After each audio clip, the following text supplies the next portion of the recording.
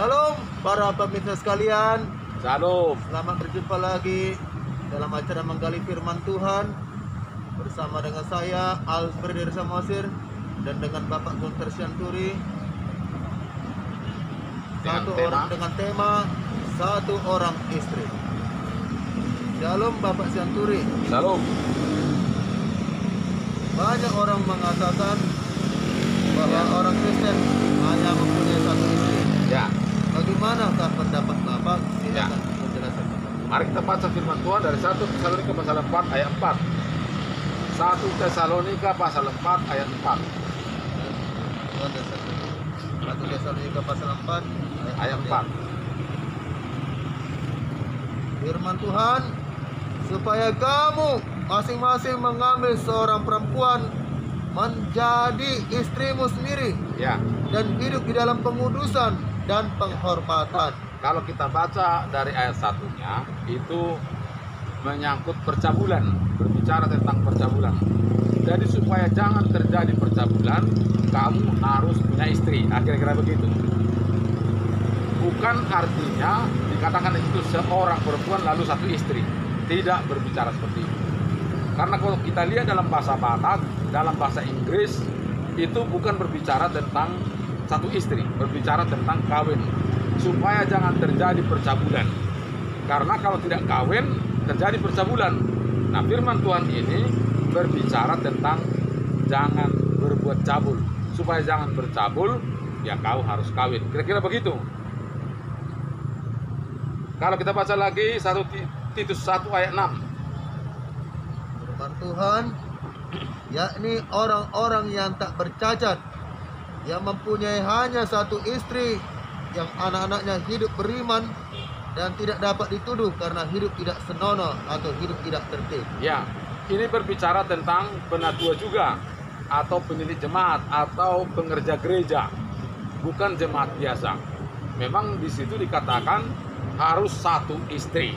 Ya, kalau untuk pemilik jemaat, pengerja gereja, pelayan gembala memang ditandaskan satu istri. Baca lagi 1 Timotius pasal 3 ayat 2. 1 Timotius pasal 3 ayat 2. Firman Tuhan, karena itu pemilik jemaat haruslah seorang yang tak bercacat, suami dari satu istri, dapat menahan diri, bijaksana, sopan, suka memberi tumpangan, cakap mengajar orang. Ya, ini juga pemilik jemaat, bukan jemaat biasa. Jadi untuk pemilik jemaat diharuskan satu istri. Kalau dia lebih dari satu istri, memang tidak pantas menjadi pemilik jemaat atau pelayan ataupun petugas gereja. Kemudian, itu kira-kira sama saya. Pertanyaan selanjutnya, Pak, bagaimanakah orang yang sudah sempat punya banyak istri? Bagaimana dengan mereka yang sudah sempat punya banyak istri? Seandainya Raja Salomo masih hidup sampai sekarang, istrinya 700, bundiknya 300, jumlah semua 1000. Bagaimana ceritanya? Kalau sekarang dia, apakah itu dicerikannya? Dan kita yakin dari titik awal perjanjian lama kepada perjanjian baru, saat firman ini disampaikan, masih banyak orang yang istrinya mungkin lebih dari satu. Karena dulu bisa kawin-kawin, kawin kasih surat cerai, kawin kasih surat cerai, jadi bisa banyak istrinya. Nah, bagaimana? Misalnya kan di tempat lain juga ada yang secara sah boleh kawin lebih dari satu istri. Nah, kalau mereka misalnya menjadi orang Kristen, bagaimana? Apakah mereka harus bercerai juga dengan istri-istri yang lain? Nah, kira-kira begitu. Nah, apa alasannya sehingga bisa dulu berbuat banyak istri? Baca Ulangan 24 ayat 1 sampai 4. Ya. 24 ayat 1 Sampai 4.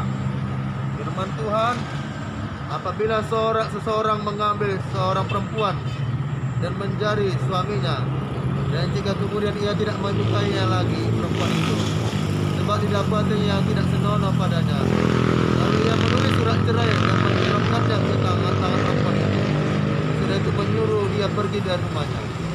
Dan jika perempuan itu keluar dari rumahnya dan pergi dari sana, lalu menjadi istri orang lain, dan jika laki-laki yang kemudian ini tidak cinta lagi kepadanya, lalu menulis surat cerai dan menyerahkannya ke tangan perempuan itu, serta menyuruh dia pergi dari rumahnya, atau jika laki-laki yang kemudian mengambil dia menjadi istrinya itu mati, maka suaminya yang pertama yang telah menyuruh dia pergi itu tidak boleh mengambil dia kembali menjadi istrinya setelah perempuan itu dicemari. Jadi dulu kalau kita tidak suka karena ada sesuatu, nah kita bisa ceraikan, kasih surat cerai. Nah, itu dulu, makanya bisa banyak istri. Coba baca Ulangan 17 ayat 17. Ulangan 17 ayat 17. Ya. Ya. Juga janganlah ia mempunyai banyak istri, supaya hatinya jangan menyimpang. Nah, apa alasan tidak dilarang jangan banyak istri? Tidak, tapi ada anjuran janganlah banyak istri supaya jangan ia curang atau tidak bisa seimbang atau tidak menyimpang dari kebenaran. Nah, jadi sekarang itu masih syarat dulu. Dulu masih belum mau datang kiamat. Dulu masih belum jelas kapan kiamat. Sekarang setelah Yesus datang, bahwa kiamat itu sudah diambang pintu.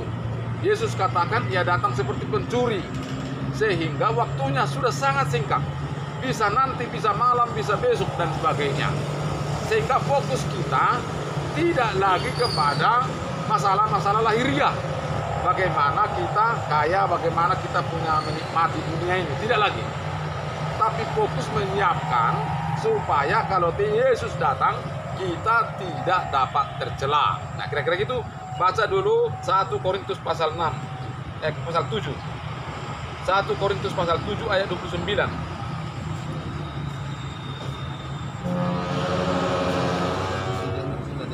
Ya. Firman Tuhan, saudara-saudara, inilah yang kumaksudkan, yaitu waktu telah singkat.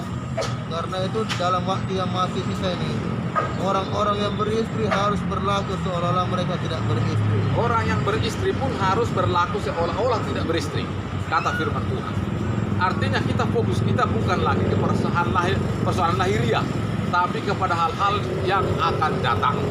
Nah, itu kira-kira. Jadi kalau misalnya bagaimana dengan orang yang sudah sempat, sudah banyak istri dan percaya kepada Tuhan Yesus? Menurut firman Tuhan ini, tadi di dalam 1 Tesalonika pasal 4 itu tidak berbicara tentang beristri satu. Oleh karena itu, kalau dia masih jemaat biasa, masih diperbolehkan. Tetapi kalau ia menjadi pelayan gereja, ia harus mempunyai satu istri. Nah, itu kira-kira. Sama sih. Terima kasih.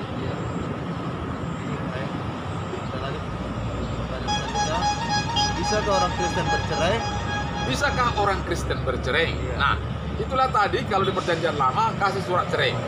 Nah, itu pada saat perjanjian baru dipertentangkan kepada Tuhan Yesus. Bisakah cerai? Nah, mari baca dulu Matius pasal 5 ayat 32. Matius pasal 5 ayat 32. Firman Tuhan, tetapi aku berkata kepadamu, setiap orang yang menceraikan istrinya kecuali karena zina, dia menjadikan istrinya berzina. Dan siapa yang kawin dengan perempuan yang diceraikan, ia berbuat zina. Ya. Jadi dengan kata lain, seorang Kristen tidak bisa bercerai kecuali karena zina. Kecuali karena zina. Tapi kalau kita baca dalam Maleakhi pasal 2 ayat 16. Ya. Firman Tuhan, sebab aku membenci perceraian, firman Tuhan Allah Israel. Jika orang yang menutupi pakaiannya dengan kekerasan, firman Tuhan semesta alam, maka jagalah dirimu dan janganlah berkhianat. Maleakhi pasal berapa tadi? 2 ayat 16. sebab aku membenci perceraian. Ya, Tuhan berkata, dia benci kepada orang bercerai. Jadi sekali lagi, Tuhan tidak senang orang bercerai. Tuhan membenci orang bercerai. Nah, itu kira-kira. Nah, jadi bolehkah orang Kristen bercerai? Sepertinya ada kelonggaran, tapi itu sebenarnya bukan kelonggaran. Kita tentu tidak akan mengizinkan istri kita berzina. Kita akan mengasihi istri kita. Kita tidak akan membuat benci kepada istri kita. Sekalipun ia berzina sebenarnya, kita tetap mengasihinya, menyelamatkannya. Jadi perceraian sudah tidak mungkin terjadi. Itu kira-kira sama Sir. Terima kasih. Ya, selanjutnya Raja Salomo Pak punya istri. Oh, itu sudah tadi. Ya. Jadi saya lanjutkan dengan satu hal. Iya. Bagaimana dengan Roma pasal, kita baca dulu pasal 7 ayat 2 dan 3. Nah, Roma pasal 7 ayat 2 dan 3. Firman Tuhan, sebab seorang istri terikat oleh hukum kepada suaminya selama suaminya itu hidup. Akan tetapi apabila suaminya itu mati, bebaslah ia dari hukum yang mengikatnya kepada suaminya itu. Jadi selama suaminya hidup ia dianggap berzina kalau ia menjadi istri laki-laki lain. Tetapi jika suaminya telah mati, ia bebas dari hukum sehingga ia bukanlah berzina kalau ia menjadi istri laki-laki lain. Nah, apabila seorang istri katakanlah meninggal atau suami meninggal, maka istri atau suami yang masih hidup bisa kawin. Tapi kalau cerai tadi karena berzina, karena dia berzina lalu diceraikan, walaupun sudah cerai kita tidak bisa kawin. Karena apa? Karena istri kita masih hidup. Suami kita yang bercerai itu masih hidup. Kalau masih hidup, ikatan kita masih suami istri.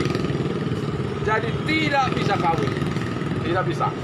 Tuhan bilang tidak bisa kawin kalau masih hidup. Jadi sekali lagi, Roma pasal 7 ayat 2 ini mengingatkan bahwa sekalipun bercerai karena berzina tapi tidak bisa kawin. Demikian kira-kira Sir. Terima kasih. Kenapa dapat pemirsa?